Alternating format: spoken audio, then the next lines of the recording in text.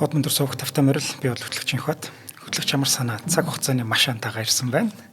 Нэвтрүүлэг танд YouTube-ийн хот өндөр суугаар болонгийн ТV телевизээр за мөн 83.3 107 телефоны хот өндөр хажуугаар хүрч байгаа. Өнөөдрийн дугаарыг спортын хувцас Америкаас заяа спорт шоп үрждэг сар хариултаа хадгалын үйлчлэгийг санал болгож байгаа. Худалдаа хөгжлийн банк ивент итгэж байна. За өдрийн дамрах. Өдрийн мэндэ. За хиттийн түүхэнд хамгийн агуу адмирал гэж байна тийм ээ. Тий. Та сая тайган байсан гэж үгүй. Тий. За Энэ хүн одоо их сонирхолтой бас түүхтэй. Түүхэнд ярихаас өмнө энэ бол нэлээд урт одоо түүх. Гэхдээ би энийг их товчилж ярина. За мэдээж хэрэг жинхэ гэж нэрлэдэг. Өмнөдөд болохоор төрний түүхчнэр ингээд дурсгаж бичиж үлдээсэн одоо судалгааны материал дээр бол Чин Хо гэж бас бичиж байгаа.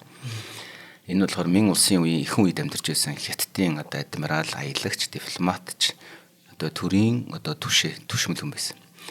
Хятадын түүхэнд хамгийн агуу адмирал гэж тооцдог. За тэр тооцдог үйл явдал бол аяа харахгүй түүний 7 удаагийн зохион байгуулсан одоо далайн тэнгисийн том аялалтай шууд холбоотой. За мэдээж хэрэг одоо жинхэнэ бол одоо Махо гэдэг нэртэй мусульман гэр бүл төрсөн. Хожим нь Юнгло гэдэг хааны одоо Мин улсын хамгийн оргил үед нь байсан хаадуудын нэг болох Юнгло хаан гэдэг 1402-аас 1424 оны хооронд хаанчилж байсан. Юнгло хааны ивэлт багтаж тэр хаан өөрөө одоо ивэлдээ авангуудаа Жун гэдэг овгийг Зин гэдэг тэр овгийг өгсөн байна. Тэгэхээр одоо Жунхэ гэдэг тийм нэртэй гэсэн үг.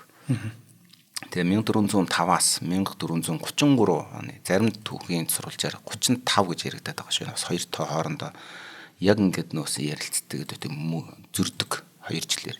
За энэ жөнхөө бол Азийн өргөн нутаг нутагт даяар 7 удаагийн Эрдэнсийн treasure ship гэдэг treasure гэдэг тэр Эрдэнсийн аяллыг Юнгло хаан болон түүний залгамжилсан Свэндэ хааны даалгавраар өөрөө гартан зохион байгуулж явсан. За мэдээж хэрэг ихэнх түүхэнд үлдсэн материалууд нь бол тодорхой бас шалтгаануудаас болоод янз янзын их сурвалжууд гарч ирдэг.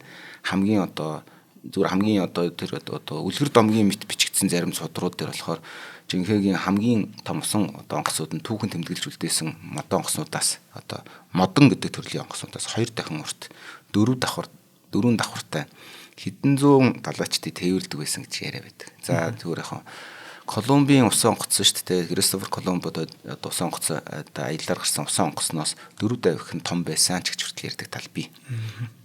За ингээд 1402 онд одоо тэр Юнгло гэдэг хааных нь бас авга үеэл хэмэд Жанвен хааны түлхэн унгаасан одоо Жиннаны дайны үйл хэрэгт одоо Юнгло хаанд эрлэхэг зэрэгээр баатарлагаар тусалж гавья байгуулсныхаа дараа хааны таал нийцэж Мин гүрний удирдах дээл албан тушаалд хурж өмнөд нийслэл Нанжин хотын захирагчаар хүртэл ажиллаж байсан.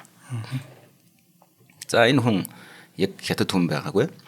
Махо нэртэйгээр тухайн үед Умард Юан гүрэнд үнэнч Лян гэдэг нэртэй за муж гүнлэгийн харьяанд байсан Юнан мужийн Күнмин гэж хотын Күньян гэх газар исламын шашинтай гэр бүл төрсөн.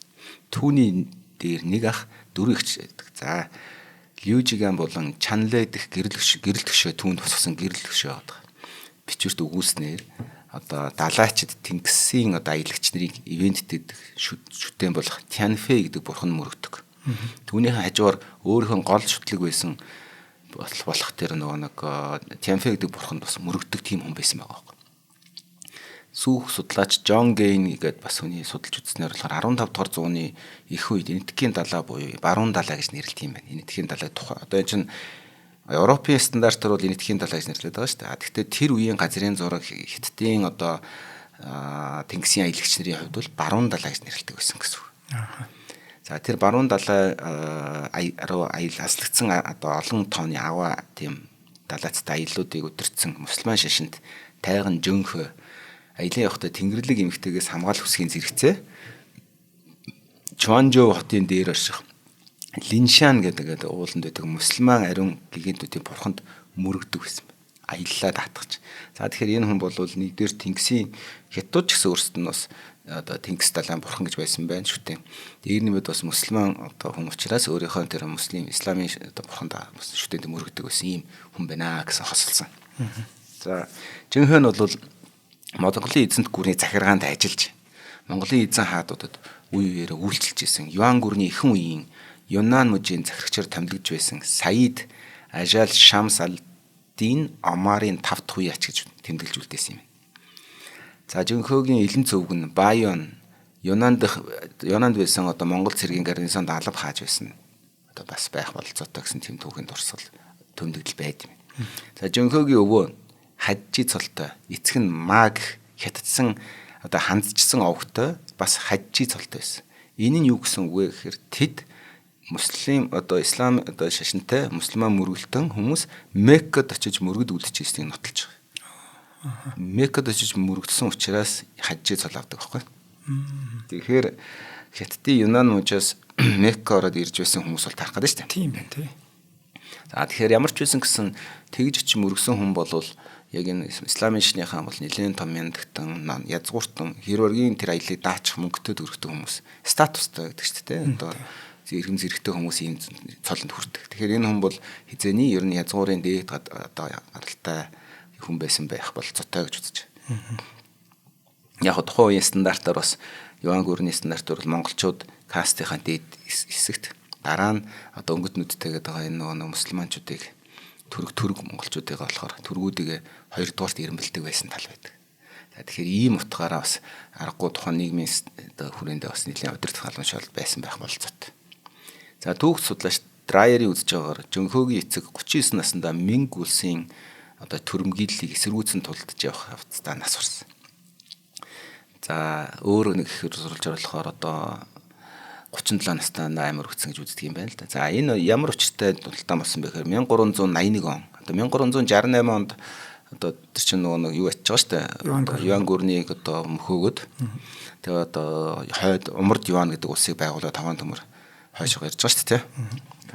За тэгвэл Мин улсын цэрэг тухайд Лян гэдэг тэр мужийг 20 гаруй жил одоо тэр хоёроос 13-4 жил удирдахжсэн Монгол ухсааны ханхүү Басалаварми гэж нэг тийм одоо ханхүү захирч байсан Юнан мужи руу довтлсон. За тэгээд Юнан мужиг улмаар эзэлж авсан.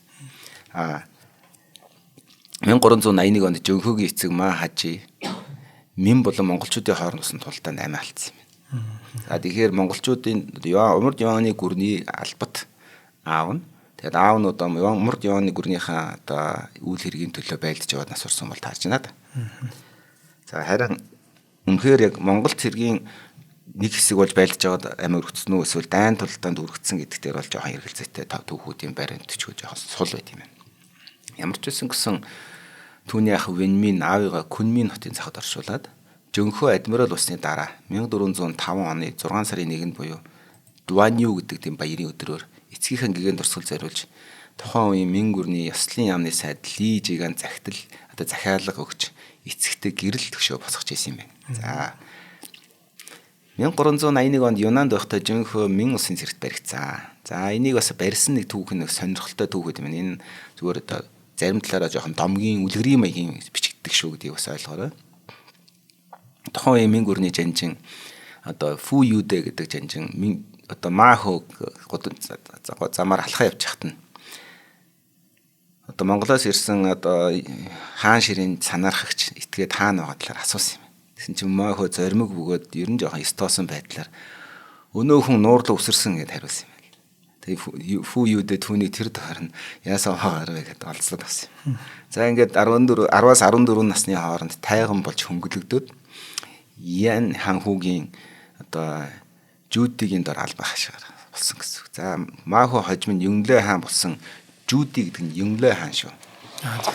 Залуугийнх нь одоо ханхүүгийнх нь нэр нь Жүүди юм байна. За ингээд одоо Жүүдийн одоо гэрт илгээгц. За тэгээд залуу ханхүү одоо Жүүди буюу хожимо Юнглэ хааны одоо хажууд тайган болж одоо үйлчилжсэн гэсэн. Одоо зарцуулж байна.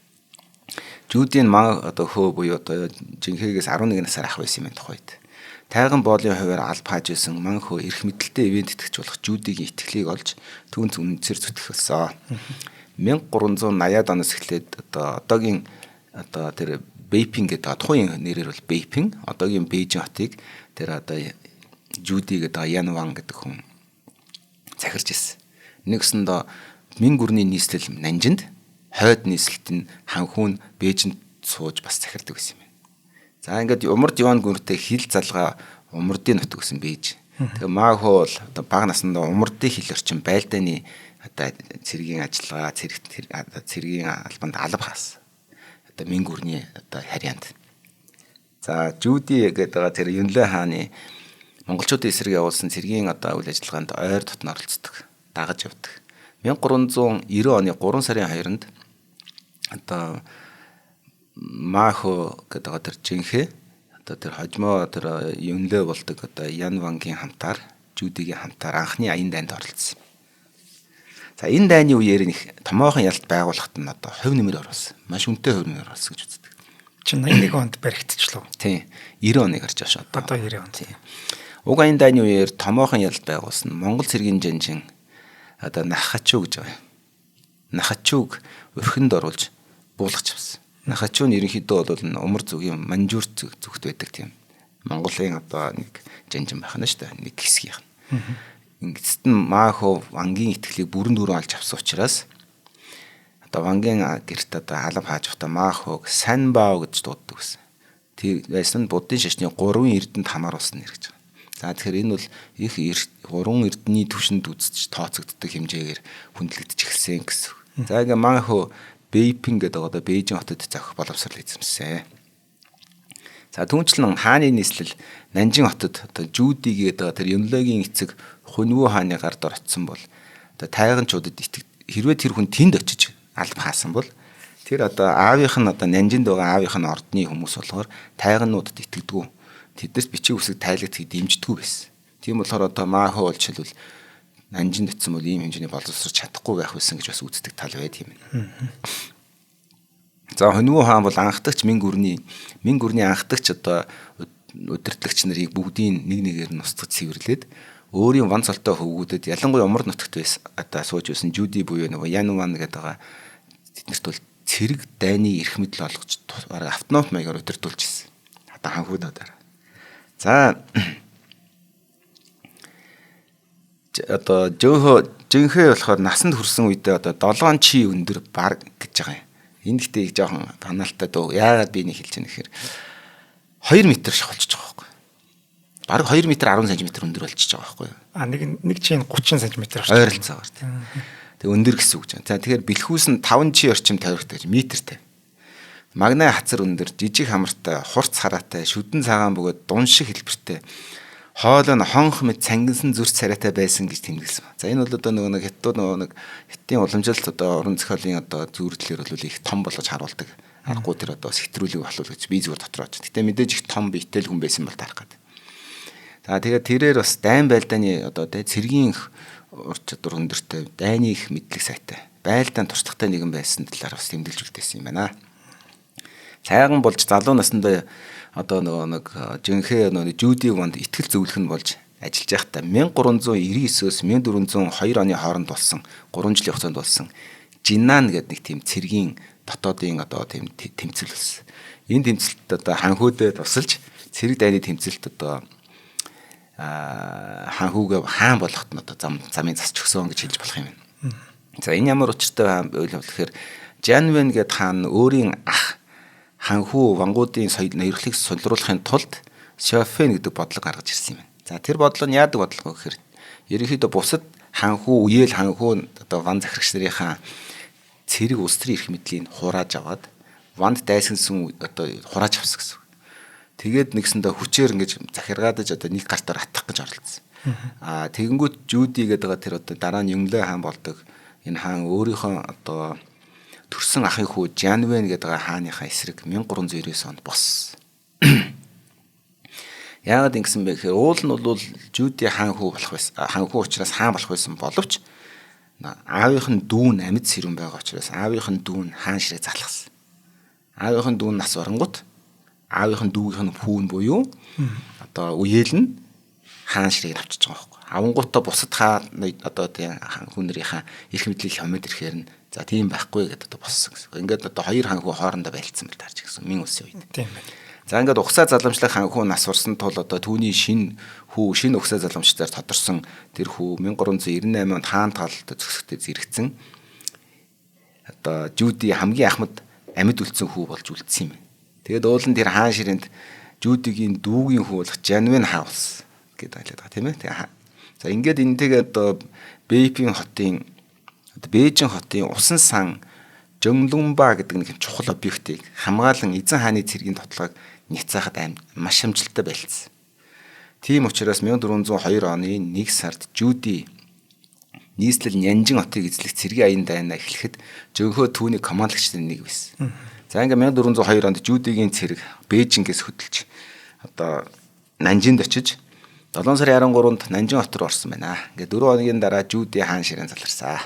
За одоо инхээр хааныг хаан ширээн залгах замын засалцсан хамгийн ихтэй ойрын жанжин учраас Юнглэ хаан ширээн заларсныхаа дараа Маахог ордны одоо албан хаагчдын одоо ордны их тайгануудын их тайган болгож л гэсэн үг. Ерөнхий захирагчаар томилсон.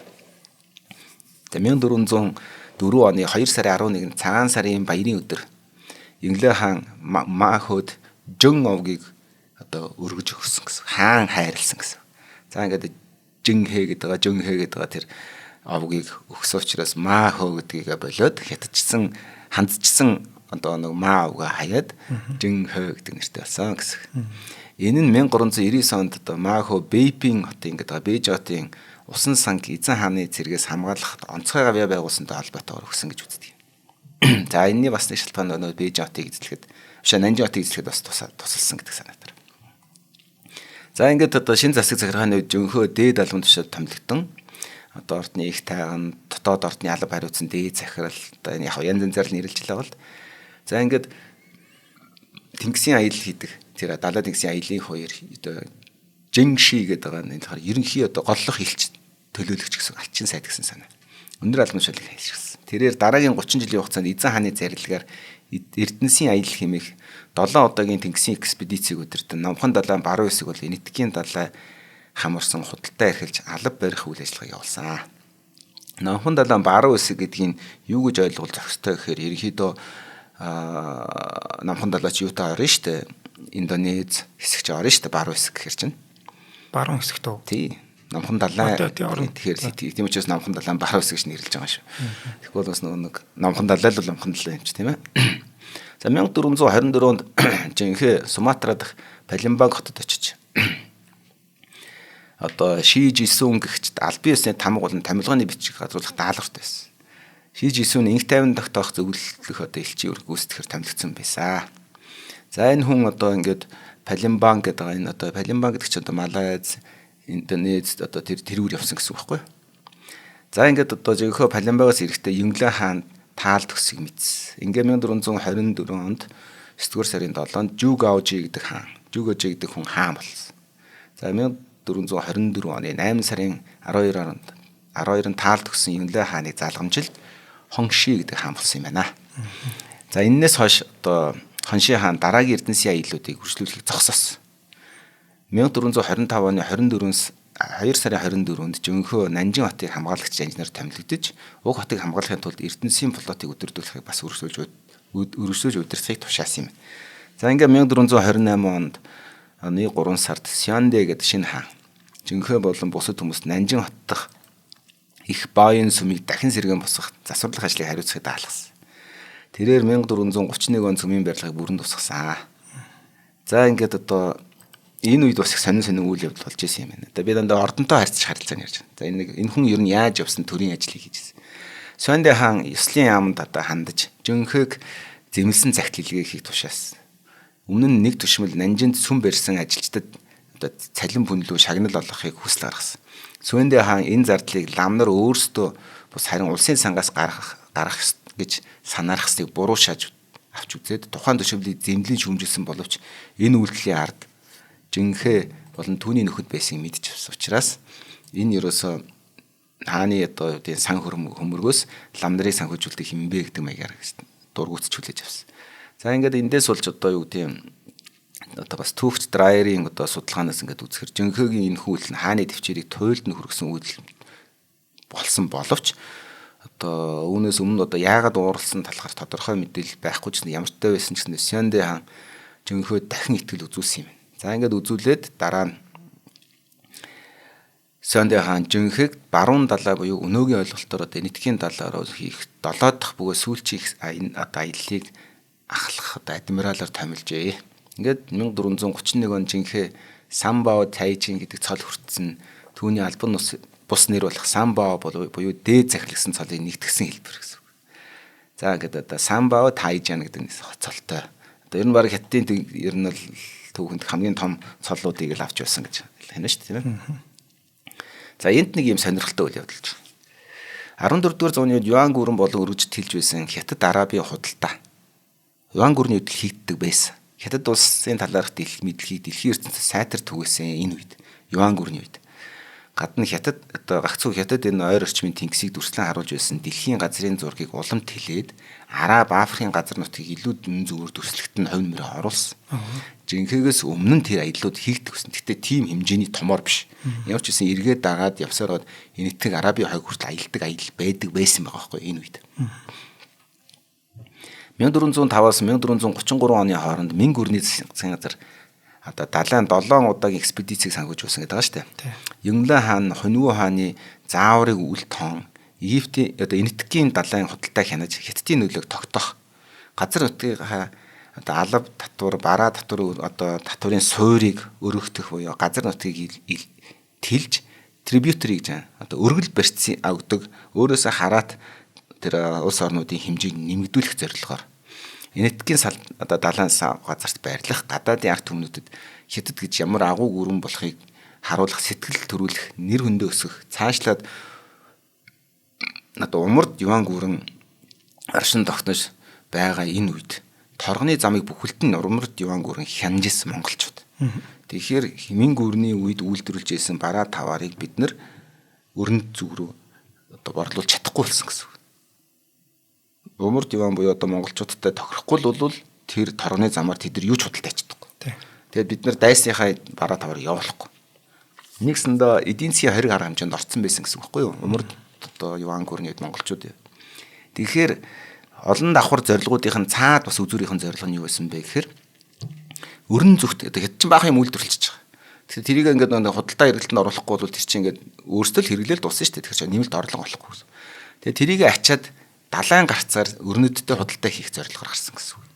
Нэгсэндээ хойгоороо яваад явдгаас уламжлалт торны зам хаагдлаа. Тэднэрд бүглэрлөө урдуураа шин зам хайсан гэсэн үг. За тэрийг удирдах одоо хувь заяа энэ одоо бас Юан гүрний албат байсан одоо жинхэнэ одоо оногт тавилантай байж л дээ. Тийм ээ. За хоёулаа хамтран ажиллагчаа танилцуулъя. За дугаарыг хамтран ажиллагчаар үрждэг сар хариултаа хадгалыг үйлчлэхийг санал болгож байгаа худалдаа хөгжлийн банк оролцож байна. За та өөрийнхөө одоо хадгаламжийн дансанд мөнгө хийгээд тэр чинь 50,000 төгрөг болох юм бол эднийх үржүүлж өгөх гэж байгаа юм. Гэхдээ ямар нөхцөлтэй вэ гэвэл эдний хариултаа хадгалъя гэдэг нэг үйлчлэгээ байдаг. За жишээлбэл би 6,000 төгрөгөөр за 6,500-аар нэг ундаа авч уулаа гэхэд би худалдаа хөгжлийн банктай тохироод за би 6,500-аар авах юм бол би 1,000 төгрөгөөр бүхэлдээ тийм болохоор 7,000-ыг миний данснаас уншуулчаарай. Тэгээд тэр хариулт 7,000 маань хариулт 500 төгрөг маань миний хадгаламж руу орох юм шүү гэдээ тохирчдөг байхгүй. За энэ 500 төгрөг хэд 500 мянга гэд дэшээ нэмэгдэж явсаар байгаад тэр хадгаламжинд байгаа мөнгө чинь 50,000 төгрөг болох юм бол худалдаа хөгжлийн банкийн маань тэр 50,000-ыг чинь үржүүлж өгөх гэж байгаа юм. Гэхдээ мэдээж хадгаламжинд асуурч оруулна тийм ээ. За тэгэхээр өөртөө хөрөнгө оруулаад одоо өөрийнхөө санхүүгийн одоо юу гэдэг нь баталгаатай байдлыг хангасны чинь төлөө худалдаа хөгжлийн банк танд ийм бэлэг гард болгож байгаа юм байна. За энэ мэтчлэн 3 дугаар сартаа худалдаа авалт бүрийнхээ хариулт мөнгийг 50,000 төгрөг хүртэл цуглуулад одоо тэр юугаа 50,000 үржүүлж авах боломжтой. За мөн нэг гоё юм хэлээ. Худалдаа хөгжлийн банкны төв байрны 1-р давхарт хялбар хоримтлал гэдэг юм бүүт засагдсан байгаа. За тэр бүүт дээр очиод хариултаа хадгалъя, өдөр бүр хоримтлуулыг үйлчлэхэд бүртгүүлээд E-Mart, Төлөшөө, Аригания хадгаламжийн эрх хоримтлалтай Монгол аяны урамшууллын эрх зэргийн бэлгүүдээс сонгож авах юм. Хүрд эргүүлж. За худалдаа хөгжлийн банкны төв байр нь 1-р эмнэлгийн яг баруун талд өндөр цагаан байшин байгаа. За энд өглөө 9-оос орой 5 цаг хүртэл очиж одоо энэ үйлчлэгэнд бүртгүүлээд энэ хүрд эргүүлээд одоо бэлэг авах юм боломжтой байгаа юм байна. За баярлалаа амрах. За одоо шууд нэвтрүүлэг дуусаа гараад очиж тий шийднэ. Хүрч юу тэр чинь эргүүлнэ. Эргүүлэх юм шийдэн зоох юм бодоод байсан. Шинэ эргэж яхад нэг зоон гэж. Тэгвэл бас гоё юм тий. Тий. За. За минь бас одоо ерөөсөө тэгэхээр энэ хятадын энэ том 7 аялал бол зүгээр л минь улсын үед үйлдвэрлэсэн бүх бараа таварыг бас одоо худалдаа 8 хийж борлуулах. Дээр нэмээд тэр замдаа таарсан улс орнуудтай элчин солилцох. Дээр нэмээд одоо тэн дотор байгаа сул дорой ч юм уу эзэнт улс гүрнүүд одоо улсууд байх юм бол тэднийг иргэшээж хаандад одоо алба гөрөгдөг болгох. Дээр нэмээд одоо мин ус гэдэг шинэ ус байгуул юан гүрнэтний хэмжээний дайны том ус гэдгээр нотолж харуулахын тулд өөрийнхөө сүрүүчийг харуулах гэсэн олон давхар одоо давхарлсан зорилготой энэ аяллыг 7 одоо санхүүжүүлсэн бол тарж байна.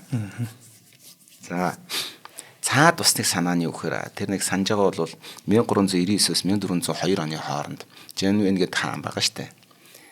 Үеэл нь тэр хаан зүхтаад өмнөд зүүн өмнөд Аз руу зүхтаж алуулсан. За. Тэр хааныг олж авч зүйл дуусгаад дахиж хаан ширээн дүрслэлт хөнгүү болох бас давхар зорилго бас.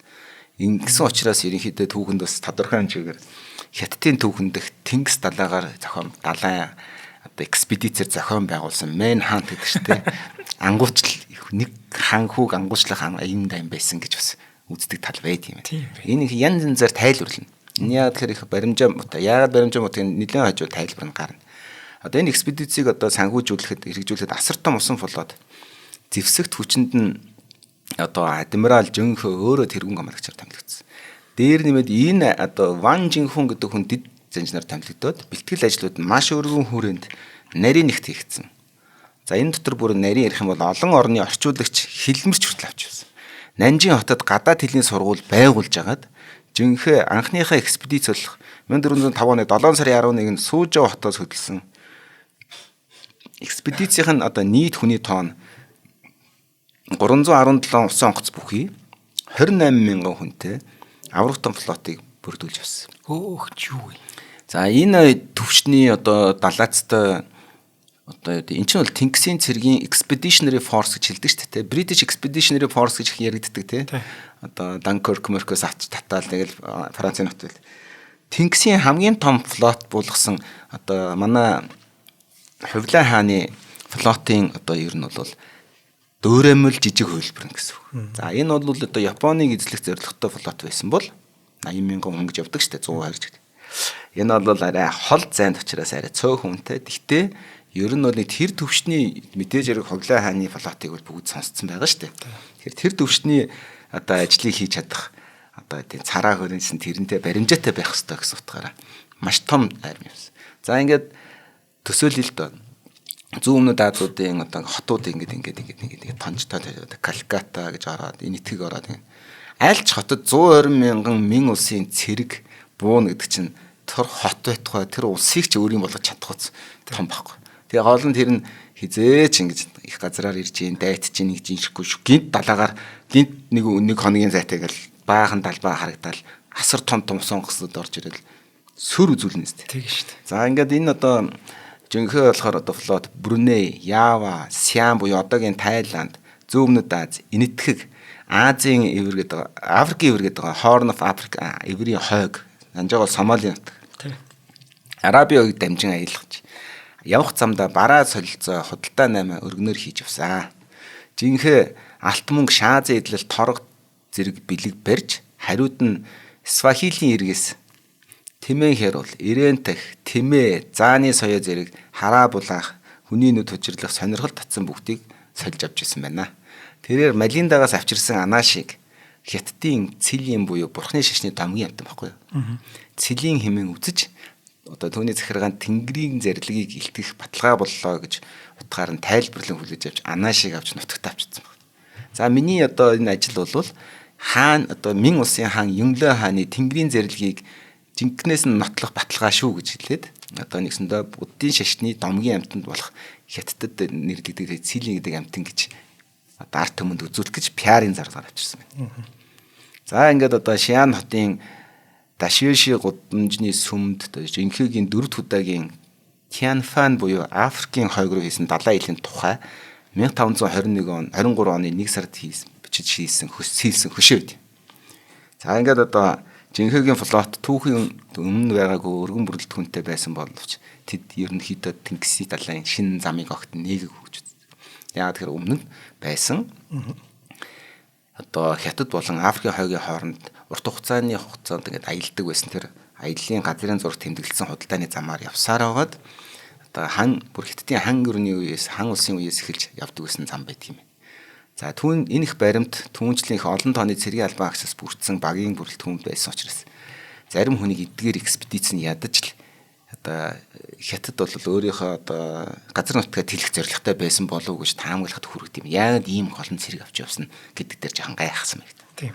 За нарийн ярих юм бол одоо 3 улсын үе гэж нэг үе үүдээ. Тэрнээс тэр үеийн одоо Уван, Жуин, Кантай нарын 20 жилийн хугацаатай дипломат элчийг Аз ТV эрэг дагуу явуулж зүүн Ромын эзэнт хүрээнд хүрч исэн тохиол байд юм биш.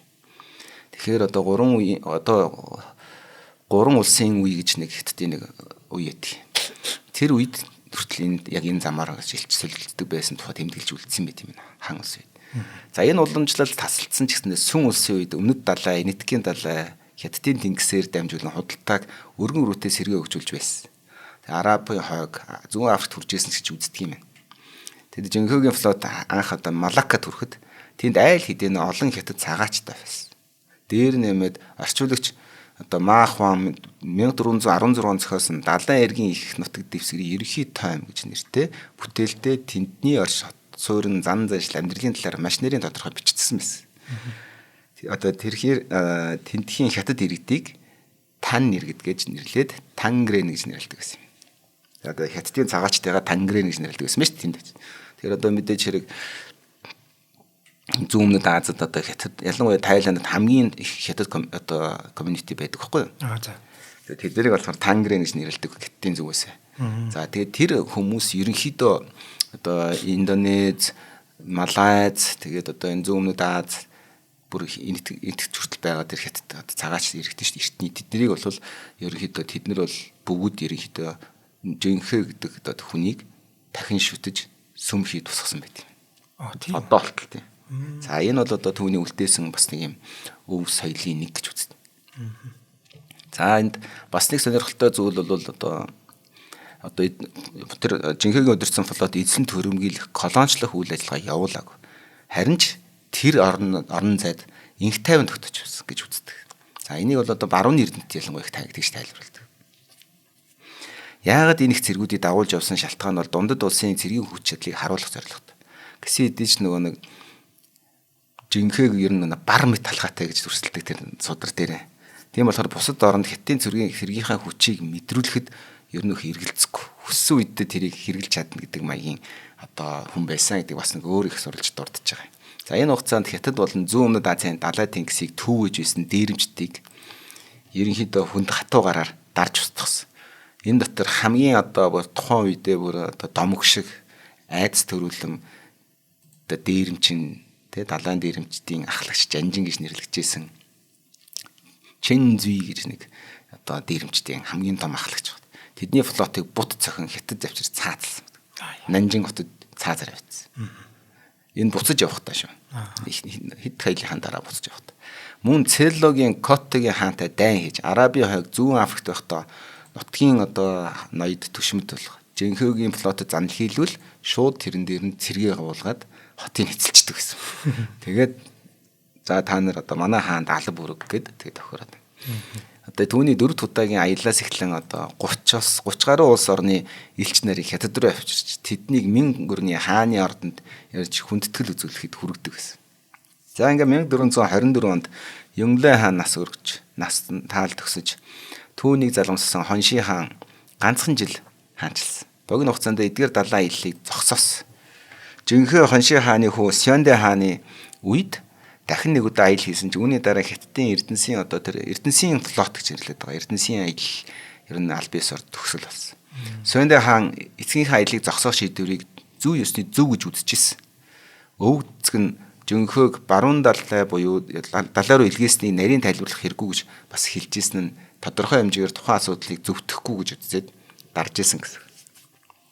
За энэ одоо бас яагаад нэг ингэж одоо энэ далайн аяллыг зогсоох бас нэг сам шалтгаан байсан гэхээр ер нь бол Мин гүрнийг үүсгэсэн байгуулсан суур баримтчиг болох Хуан Мин Зүү Цүн гэж нэг тийм судар байт юм байна. Тэр судрын журамд ерөнхийдөө ийм далайн аяллыг одоо Мин гүрний үүсгэн байгуулсан одоо ёсноос одоо харш гэж үзэжсэн учраас ерөнхийдөө боловсон юм байна. Алс хол оршдог зарим улс орон олон бэрхшээл зардал гарган ирж алба өргөдөг нь миний хүссэн зүйл огт биш ээ. Тэдэнд албаа багасгаж хоёр талын хэрэггүй зардал гаргах байг уламжлах шаардлагатай. Жил болгон битгий ир 3 жилдээ нэг удаа хамгийн их давтамжтай ирвэл 3 жилдээ нэг удаа ирж уулзч болно гэж тийм альбом бичиг одоо альбом цагтл илгээж ирсэн юм тухайн хаадуудад. За мэдээж хэрэг бас энэ далайн аялал нь тодорхой хэмжээгээр күнзийн эртний сургаал зарчмуудтай зөрчилддөг байсан учраас явандаа ерөнхийдөө энэ далайн аяллыг дэмжихгүй байх бас нэг том шалтгаан болсон. Гэхдээ энэ яагаад зөрчсөн гэдэг нь сургаал зарчмыг зөрчсөн гэдэг тайлбар их сонирхолтой. Яагаад тэгэхээр аяллыг зохион байгуулах боломжийг ингээд олж авсан одоо Мин улсын тайгануудын фракц баггүй. За. Тэгтэл нөгөө талд нь төрийн эрдэмт түшимдүүдтэй тэдний олонхонд авамгаалсан күнзийн түшимдүүд байгаа шүү дээ. Тэгэхээр ордны тайганууд күнзийн эрдэмт модемттэй түшимдүүдээс илүү байр суурьтай фракцтай байна гэж үзээд тэд нэр ордны хувилдаа хийж янз янзын утга агуулгыг күнзийн сургаалаас гаргаж ирээ. За энэ бол манай күнзийн эртний хэтдийн күнзийн сургаалын зүүд нийцэхгүй байна гэдэг агуулгаар маш их одоо хааныг ятгах шантраасан учраас энэ аялыг зогсоосон. Хоёрдугаарт нь энэ бол зүгээр нэг том шалтгаан мөн үгүй мөн. Яагаад тэгэхээр энэ хордны дотор өрсөлдөөн байсан гэсэн. Гэхдээ үүнээс гадна одоо бас нэг том шалтгаан байгаа. Тэр нь одоо яагаад энийг одоо тэр күнзийнхээ энийг дарсан гэдэг шалтгааных нь хамгийн том тод илэрлэл нь болохоор жинхэнэ нас урсны дараа түүний талынхан эрх мэдлээс буусных нь дараа залгамжлагчд нь түүнийг албан ёсны түүхэн баримт бичигд аль болохоор баг тусгаж бичдэг байсан. Мөн Жинвэн хаан болон түүний 90 хайх ажиллагаатай холбоотой бүх бичиг сэлтийг устгах гэж хармаасан байна.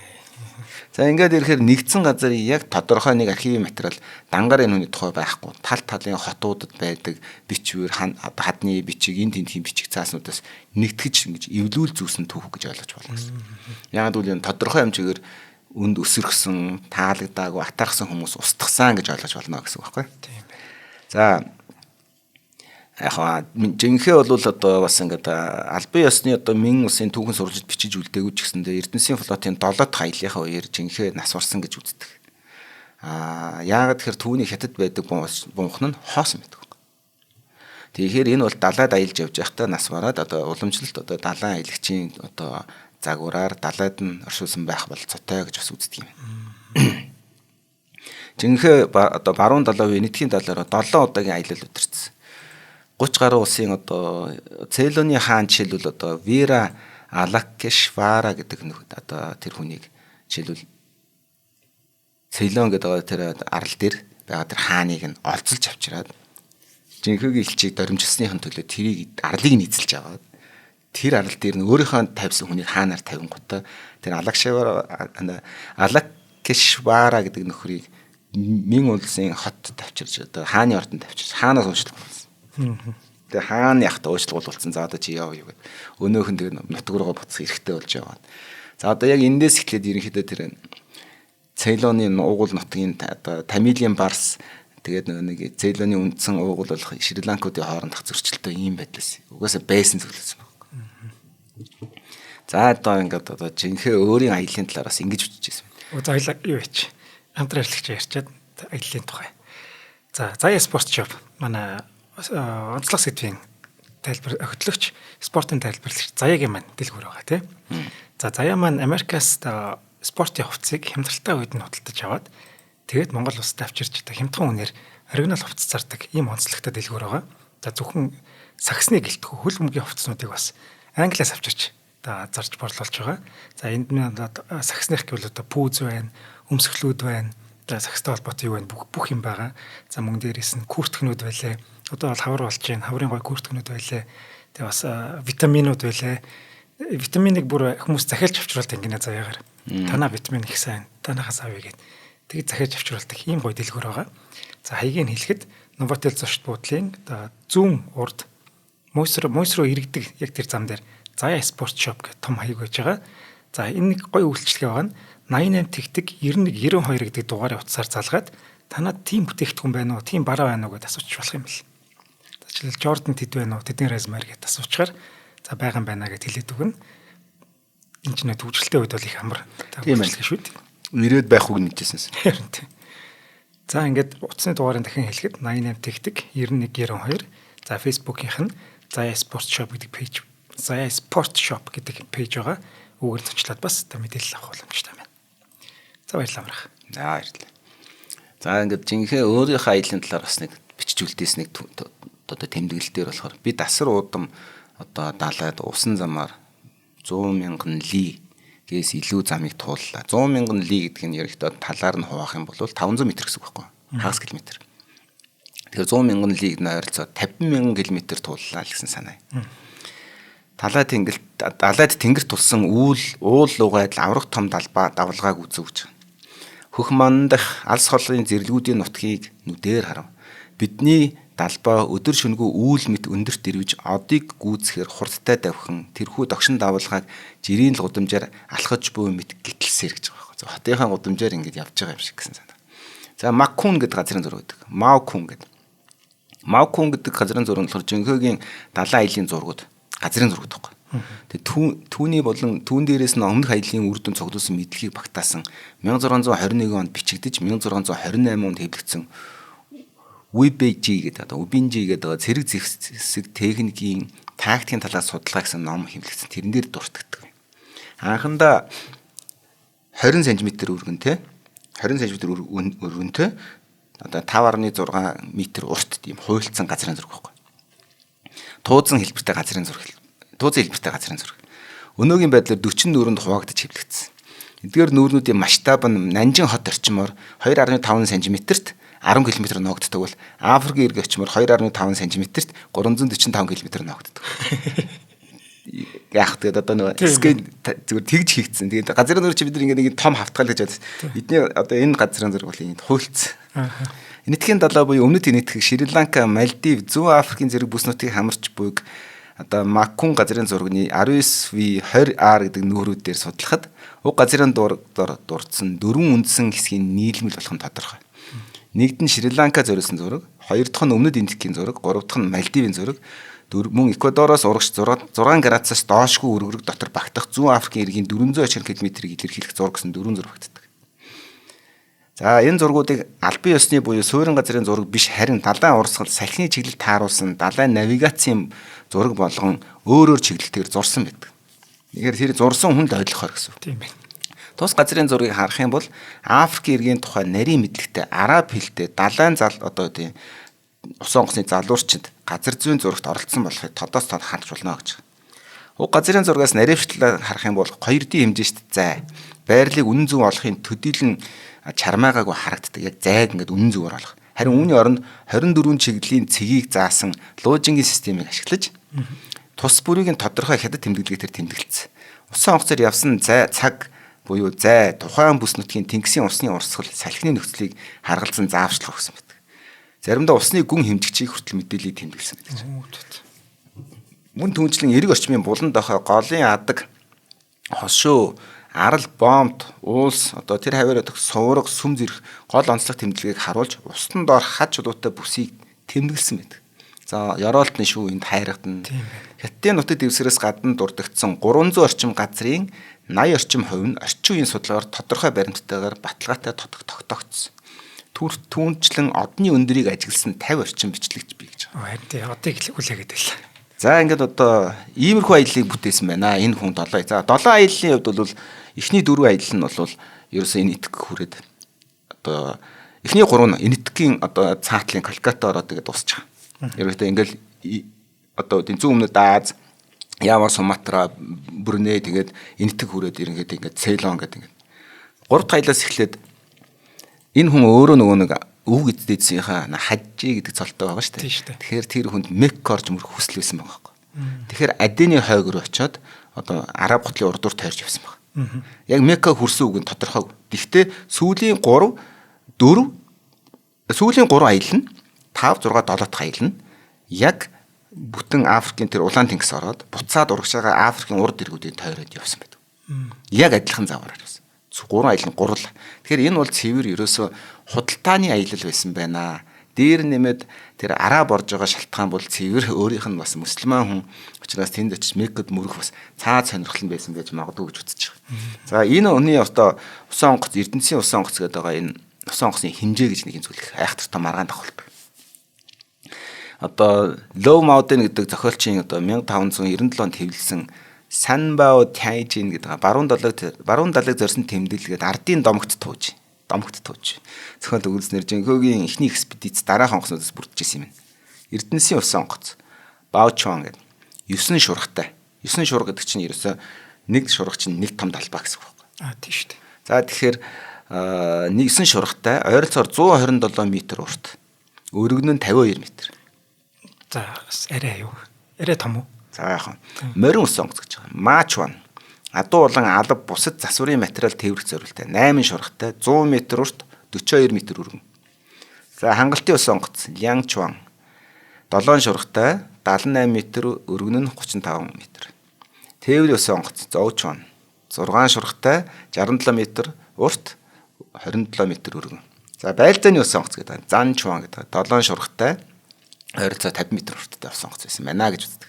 За энэ бол гэхдээ ерөнхийдөө одоо маш олон их усөрөөр л няцаагддаг. Гэхдээ юу энэ бичиж үлдээсэн өөрийнх нь тэмдэглэж үлдээсэн хэмжээгээр нь ийцсэн байгаа шүү. Тэрнээс энийг одоо юу гэдэг би ийм байсан юм а гэж нотлохгүй зүгээр. Ингэж тэмдэглэж үлдээсэн байдаг. Гэхдээ энэ үнэхээр ийм байх болцоотой үедээ аюул олон их усөрөөр нотолдог. Энэ маш урт түүх болно. Энэ баг дахиад нэг судалгааны ажил. Тэгэхээр эндээс зүгээр онцгой нь бас ганц хоёр зүйлүүд нь дурдах хэрэгтэй. Энэ онгоц нь далайнчдаас эхлээд аялагч, эмч, ажилтан, цэрэг одоо ялын янзын хүмүүс явсан дотроос орчуулагч, өдрийн тэмдэглэл хөтлөгч, гон чен хүртэл гэдэг хүртэл хамт явсан. 1407-оос 1433 он хүртэл дахин 6 удаагийн аялал зохион байгуулагдсан бөгөөд тухайн флотууд ч гэсэн ойролцоо хэмжээтэй байсан гэж үздэг ерөнхийдөө. За Марко Поло, Ибн Батута нарын өөрсдийн тэмдэглэлдээ 500-аас 1000 зорчигч тээх бүхий чадaltaй олон шургатай том усан онгоцны талаар дурдсан байдаг. Одоо Ибн Батутагийн тухай би бас ярих юм. Тэгэхээр энэ удаас энэ хүн өөрөө энэ Ибн Батута чинь бүр Даадуу хүртэл хотод ирж одоо аялсан хүн шүү дээ. Мароккогоос. Бүр цаанаас юм шүү дээ. За одоо ингээд нэг жинхэнэ нэг цаг үед амьдарч ирсэн Николо де Конти гэж одоо Италийн Венецийн аялагч. Өмнөд Азийн усан онгоцнуудыг нүдээр харсан тухай тэмдэглэхтэй 5 шургатай одоо 2000 орчим вижит гэдэг байгаа. Венецийн одоо нэгж тэрний өгөхөр одоо нэг 1300 орчим тонн жин гэж үзсэн. Жинтэйг таамаглаж байсан бөгөөд энэ магадгүй Бирм Индонезийн одоо нэг Жон гэдэг төрлийн усан онгоц болов уу гэсэн судлаачид үздэг юм байна. За ингээд одоо цааш нь одоо яхтар яриад байгаа. Ямар ч байсан гэсэн 20 дугаар зуун хүртэл баригдсан альва модон усан онгоцноос бараг 2 дахин урт байсан гэдэг нь бол тодорхой. 1765 онд далайд гарсан одоо Адмирал Нельсоны HMS Victory 69 м, 70 м урт байна. За 1627 онд барьж далайд гаргасан одоо Васа гэдэг усан онгоц 68 м байна. За инхээр одоо дөнгөж 126 м урттай анхны усан онгоц дөнгөж 19-р зуунд төмөр их биетэй өөрийн усан онгоц болж гарч ирж байсан. За тэгэхээр одоо Жөнхөгийн усан онгоц ямар ч усан онгоц 165 м 135 м урттай байсан хэн эргэлзээтэй гэж үзээд идэв. За энийг одоо Нанжины усан онгоцны бомбуудтай холбоотой газруудаар малтлах хийж нийт 13 одоо усан онгоцны барьж байсан байж бололцоошгүй тийм сав газрыг судалснаас ихэнх нь одоо байшин орон сууц бариад булагдсан. Тэндээс 3 газар дээр нь үнэхээр үзэхээр энэ нотлогддог юм байна. Яа тэгэхээр усан онгоцыг чинь бариад ус руу тавихын тулд нэг газар барина штэ. Тэр сав нь бол ойролцоогоор яг ч юм өргөн байх болцоогүй. Уртын хувьд л нэлээд урт байж исэн юм байна гэдэг тийм дүгнэлтийг гаргаж исэн юм биш. За энэ бол яг тэр мөн үг үед тэр ханагцгүйгээр ямар нэг байдлаар усан онгоц барьж исэн одоо тэр док гэж байгаа газар нь нарийнхан дүү байсан. Уртын бол урт байсан юм. Яаж үрж исэн гэхээр газараа ухаад одоо нөгөө янцгийн мөрөн байгуулаад тэрийг ингэж хаалтаар хаажгаад усан онгоцоо барьд усаа тийш ус оруулаад гаргадаг гэсэн үг. За одоо ингээд уртны талаарх одоо маргаан зарганаас гадна одоо энэ жинхэнэгийн одоо Нанжин хот дох одоо нас барсан үйл явдал бол одоо амар чухал үйл явдал. Энэ дээр би бас нэг зүйл дутуу байсан байгаа. За энэ яагаад одоо энэ жинхэнэ ингээд одоо аяллыг дахин санхүүжүүлэхгүй дэмжихгүй болсон шалтгаан нь мэдээж ордны хоорондох түвшиндүүдийн тэмцэл. За мэдээж одоо мусульман гаралтай тэгээд Юан гүрний үеийн язгуурчны хүүхэд тэгээд тайган хүмүүс бэхжиж хүчрхийг эсрэг одоо күнзийн сургаалаас ухшилтай хятадын одоо сэхэтнүүд бол хятад гаралтай сэхэтнүүд нь эсэргүүцэж тодорхой хэмжээр дарсан. Хоёрдугаарт нь Умард Юан гүрэн тэр тусмаа монголчууд одоо манай эсэн тааш одоо 1449 онд Жөнтөн гэдэг байгаа тий хааныг удирдсан хуурай замын их цэргийг Түмүү бомб бэхэлт цайзын орчим ерөөсө Бээжин нийслэлээс нь ганцхан өдрийн зайтай газар Монголын морин цэрэг буцсагч хааны нь болцсон. Гэх мэтлэн иймэрхүү үйл явдлуудаас болоод дээр нэмээд монголчуудтай Умард Юан гүрэнтэй байнгын дайнтай байсан учраас байнгын дайнтай байсан учраас ерөнхийдөө тийм томоохон хэмжээний одоо усан флотыг санхүүжүүлэх мөнгө эдийн засгийн хувьд бол хохиролтой байсан. Дээр нэмээд Юнглэ хаан бас тодорхой хэмжээний монголчуудад маш их том дайцсан шүү дээ. Манай хар хорны их зүртэл эзэлж авсан. Тэгээд шатаасан түүхээс удаа байгаа. Тэгээд эн чинь яг энэ мин улсын үед таахгүй. Тэгэхээр эдгээр одоо яг иймэрхүү зүйл дээр ингэж нэг маш их санхүүжүүлэлт гаргаж ирсэн учраас улсын сан хөмөр нэлээд хомсч дороотсон. Иннээсээ болоод Эрдэнэсийн одоо аяллыг санхүүжүүлж чадахгүй дээр нь болсон. Залгуулад монголчуудын товтлогоо ширүүлсэж хааныг олзолж ер нь үе уулгалтай ярих нэмэгдсэн. Эндээс эхлээд ерөнхийдөө энэ одоо Түмүү гэдэг бомбын бэхлэлтэн дээр Жөнтөн гэдэг хаан өөрөө онцлогсноос хойш за дахиж дайтахгүй. Харин цагаан армийн үргэлжлүүлэн сайхан барьцгаая гэж 200 жил ярьсан баг. Нэгсэнд илүү пассив хамгаалалт руугаа шилжсэн гэсэн үг. Одоо итгэхгүй хамгаалалт руугаа шилжсэн гэсэн үг. Ингэнгүүт нөгөөд монголчуудын товтлогоо зогсоохоос гадна тийшээ явах далайн аял маял руу санхүүжүүлэх мөнгө төгрөгийн сонирхолгүй болсон гэсэн. Дээр нь ч нэмээд ер нь хаад нь бас тэр сүүлдээ тэр нөгөө нэг илч төлөөлөгчд ирээд байх тэд нартэй ингээл уулзаад явах сонирхол их бага болсон байсан. Тийм учраас одоо 3 жилдээ ядч нэг удаа иржээ та нарт бити жил болго ирээд гэж хүртэл зарлиг гаргаж штэ. За одоо энэ хүний үлдээсэн одоо өв соёл гэх юм бол Зүүн Өмнөд Азаар маш их. Жишээлбэл одоо Сампо Чэнхүн гэд нэртэй одоо гадаадд суугаа хятадууд барьсан байдаг сүмүүд байдаг. Түүний одоо сүншийг залсан, түүний хөрхийг тавьсан сүмүүд маш байдаг. Үүнээс гадна ганц сүмний Мин гүрний үед Филиппинээс хятад буцаж ирсэн хятад хүний барьсан сүмч хүртэл байна. За энэ одоо Малакка гэдэг тэр Малаккагийн хаяг тэр Малайзийн хамгийн эртний түүхэн чухал хятад сүм бол одоо 17 дугаар зуунд баригдсан Гуан энийг шүтдэг Чэнхүн Тэн гэдэг сүм. Чэнхүн гэдэг нь шүү дээ. Жинхэг чинь Чэнхүн гэдэг байгаа байхгүй юу. Тэгэхээр Чэнхүн гэдэг нь Жинхэгийн сүм байхгүй. Голландын колони үеийн засаглалын үед энэ сүмийн тэргүүн нь Малакка дахь хятад иргэдийн толгойлогч удирдагчаар томилогддог байсан. Бүр сүүлд 17 дугаар зуунд юм шүү дээ. Тэгээ ерөөс энэ Жинхэд л зориулал барьж исэн бол тарж. Жинхэ тус бүс нутагт ирсний дараа Малаккагийн султан хатан 2 540 гаруй дагалдагчдын хамт хятадын тэдний ус онгоцонд сууж хятадд очиж элбэг дэлэг бэлэг барьж исэн баг. За дараа нь тэр султан Мансур шах өөрийн элчийг явуулж Мин гүрний хаан загтал хүргүүс. Тэр загталтаа хятадын хааны гүнжигдээ суумаар байна гэдэг хүсэл явуулжсэн. За тэгэхээр ямар ч хэлсэн Жинхэгийн үлдээсэн одоо энэ элчин одоо төлөөлөгч дипломатын харилцаа бол их удаан үргэлжилсэн.